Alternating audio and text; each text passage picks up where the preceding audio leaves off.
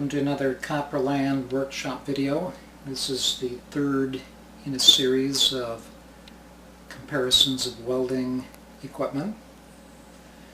We're comparing the Northern Industrial hybrid MIG-TIG stick machine with the AHP Alpha and the Vortec AV5X.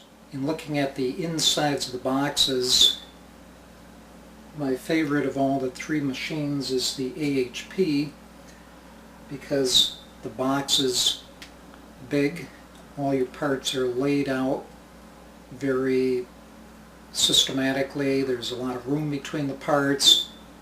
Of the three designs, that's my favorite design because it lets you get to all the different parts.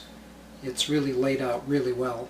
With the big box on the AHP, the cooling is a whole lot better because there's a lot of air in that space.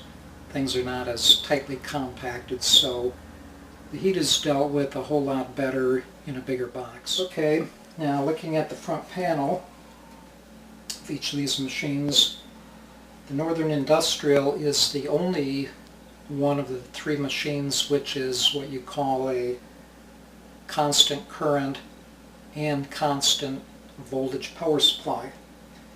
This little switch right here, this toggle switch, switches over to stick, which is constant current, or MIG, which is constant voltage.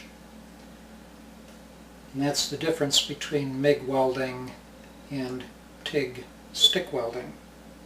One is a constant current, your MIG and stick is constant current.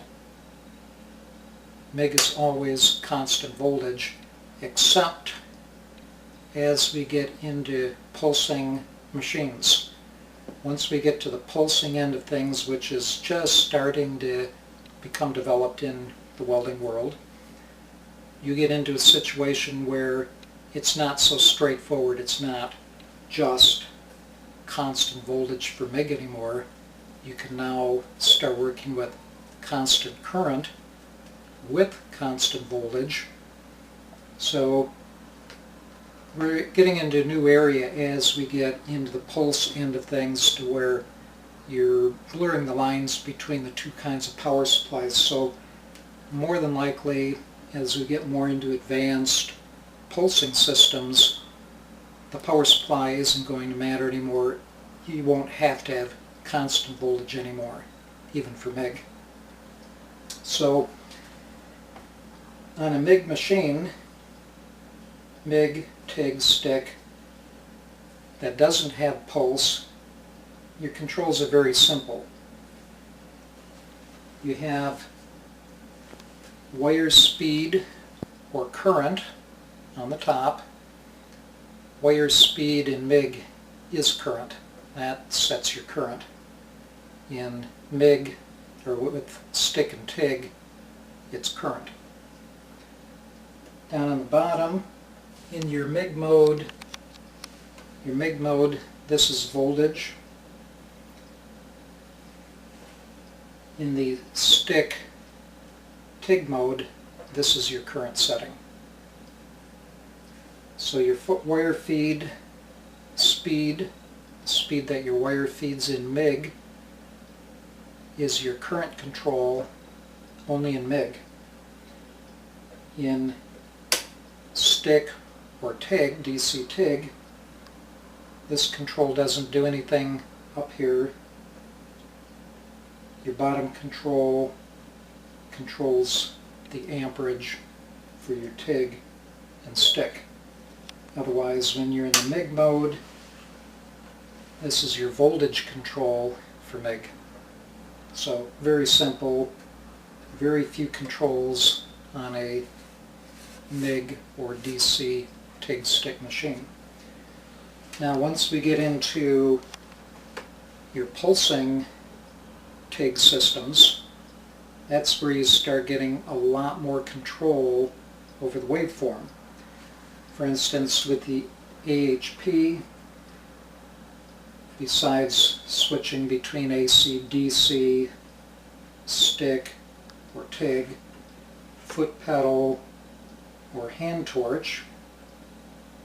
You can switch between straight current or pulse current.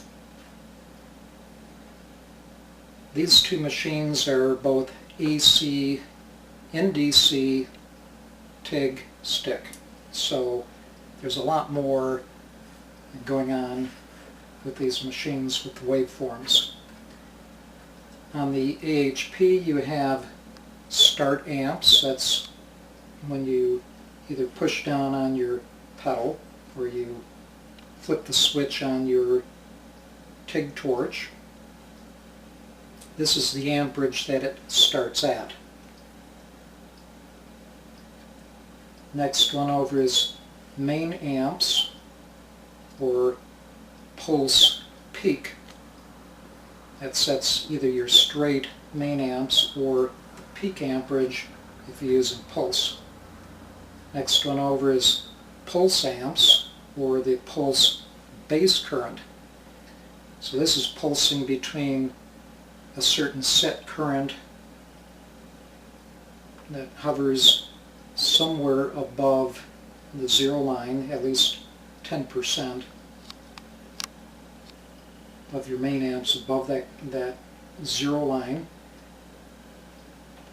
or you can go up to 80% of your pulse amps. With this machine, your peak can be up to 200 amps, but your base can only be as high as 80% of the peak amps. So you can never zero out the pulsing effect just by turning these. Next one over is your ending amps. When you release the trigger control on your torch, your TIG torch, this is what is the amperage when you release the trigger. Okay, down here you have your pulse frequency, which is either half of a second up to 5 seconds of pulse. Pulse time on, which is 10% up to 90%, that's pulse width of your peak pulse. Post flow is the number of seconds that your argon or mixed gas stays running through the torch to cool your torch and your work. It's up to 10 seconds. And then the last control is your AC balance. Now in AC, which you use for aluminum and magnesium, maybe titanium, but aluminum and magnesium, you have to use AC in TIG mode. When you're using a spool gun, you do not have to use AC for aluminum welding with a spool gun, or even for your regular MIG gun, because this is set up on DC electrode positive, which is cleaning the aluminum as you go along. Your AC makes a much better aluminum or magnesium weld because of the AC current. And then this knob allows you to change the AC positive form to the AC negative form. It has either cleaning on your positive pulse,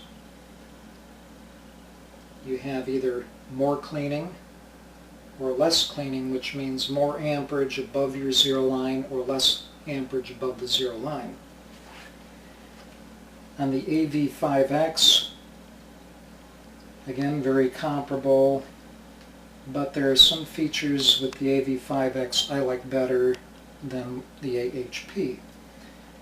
For instance, your base amperage is the base of your pulse.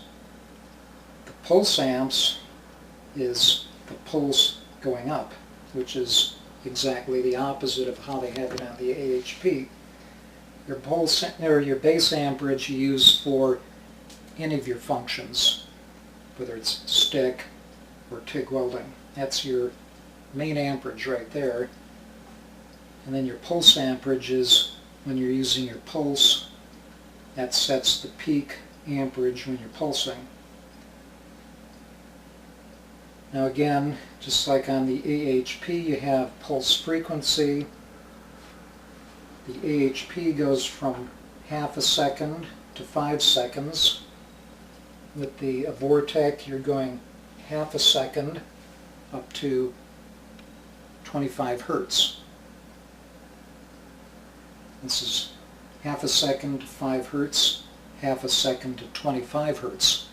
Some of the machines out there will go as high as 4,000 or more cycles per second on the pulse rate, if it's some industrial specialized work. Most of them out there are anywhere from 150 to 250 pulses per second. This one goes up to 25 pulses per second. Pulse width, again, that's the width of your pulse amperage, 10% to 90%. AC frequency, now this is something the AHP does not have. AHP is 60 hertz on your AC frequency. On the Vortec, you can set it from 20 to 100 hertz, which helps to narrow the heat cone down when you're getting into real tight corners. If you're doing a joint that has a real tight corner, you want the frequency higher to concentrate your heat down to a little point. Or if you go down to 20 hertz, it widens the cone out for bridging gaps and things like that. AC balance, again, it's 30% to 70% on the positive pulse of the AC. Post flow, just like you have over here, 1 second to 10 seconds. Post flow here is 1 second to 25 seconds, allowing your gas to continue flowing after you turn the torch off. So that gives you a pretty good idea of 3 machines. If you're going into heavy industrial work, I would go with the AV5X because that extra 250 amp top end is 50 amps more than these 2 machines. And for the kind of welding I do, which is like 1/2-inch aluminum plate, I need that extra amperage, especially on pulse. I use pulse. I'm a real fan of the pulse features because you're able to hit your material really hard with a high amperage pulse, which melts the material together, and then it backs off to a minimal amperage, which lets that puddle cool down and freeze immediately in place.